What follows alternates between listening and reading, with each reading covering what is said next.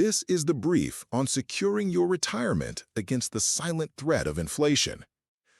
A recent interview with wealth manager Ruin Breed over on the Strictly Business podcast kind of shatters that shared dream we have of an easy retirement, revealing exactly why those traditional, so-called safe strategies might actually leave us broke once we sit down and look at the math. First, let's talk about the 75% target. See, we need a 75% income replacement ratio because living costs generally only drop by about 25% in retirement. That means if you're making 100 grand a year right now, you're still going to need 75 grand a year just to survive. So how on earth do you generate that massive chunk of change without taking a little risk? Well, you might think the answer is just hoarding cash, but that brings us to our second point, the illusion of safe cash.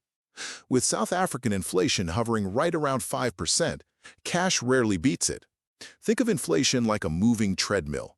If you try to play it safe and stand still in cash, you're actually moving backward, losing your actual buying power in real terms.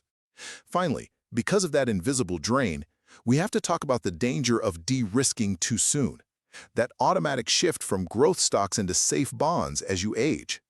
Look, with modern medicine, people routinely live to 90 or 100. Stripping risk out of your portfolio at 65 is a fatal mistake.